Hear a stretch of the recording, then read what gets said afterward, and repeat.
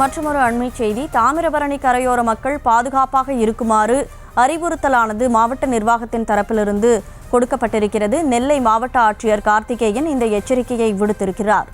தாமிரபரணியில் தற்போது வெள்ளம் அபாய கட்டத்தை எட்டவில்லை. இருப்பினும் கரையோர மக்கள் பாதுகாப்பாக இருக்கும்படி மாவட்ட ஆட்சியர் உத்தரவு பிறப்பித்திருக்கிறார். நீர்வரத்து அதிகரிக்க வாய்ப்பிருப்பதால் கரையோர மக்களுக்கு பாதுகாப்பாக இருக்குமாறு எச்சரிக்கையானது விடுக்கப்பட்டிருக்கிறது. தாமிரபரணி கரையோர மக்கள் பாதுகாப்பாக இருக்குமாறு நெல்லை மாவட்ட ஆட்சியர் கார்த்திகேயன் எச்சரிக்கையை விடுத்திருக்கிறார். முழு விவரங்களோடு செய்தியாளர் ராஜா இணைப்பில் இருக்கிறார். ராஜா வணக்கம். தற்போது தாமிரபரணி கரையோர மக்களுக்கு எச்சரிக்கையானது விடுக்கப்பட்டிருக்கிறது. வெள்ளம் அபாய கட்டத்தை எட்டவில்லை எனினும் கூட கரையோர மக்களுக்கு எச்சரிக்கை விடுக்கப்பட்டிருக்கிறதே, முழு விவரம் என்ன? வணக்கம். திருநெல்வேலி மாவட்ட ஆட்சியர் கார்த்திகேயன் தாமிரபரணி பொதுமக்கள் குறித்து ஒரு எச்சரிக்கை விடுத்திருக்கிறார். வங்கக்கடலில் உருவாகியுள்ள காற்றழுத்த தாழ்வு பகுதி காரணமாக இன்று தமிழகத்தின் பல்வேறு மாவட்டங்களில் கனமழை பெய்து வருகிறது. அதன் ஒரு பகுதியாக நெல்லை மாவட்டத்தில் இன்று அதிகாலை முதலே கனமழை பெய்ய தொடங்கியது. தென்காசி மாவட்டம் மேற்கு தொடர்ச்சி மலைப்பகுதிகளில் தொடர்ந்து பெய்து வரும் கனமழை காரணமாக ராமநதி, கரண நதி மற்றும் காட்டாற்று கால்வாய்கள் மூலம் அதிக அளவில் தாமிரபரணி ஆற்றுக்கு நீர்வரத்து வந்து கொண்டிருக்கிறது.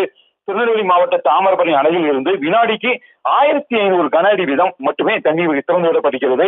இருந்த போதிலும் பல்வேறு பகுதிகளில் இருந்து வரும் மழைநீர் காரணமாக தாமிரபரணி ஆட்சி பகுதியில் சுத்தமல்லி அணைக்கட்டு பகுதியில் இருந்து சுமார் 41,000 கன அடி நீர் வந்து கொண்டிருக்கிறது.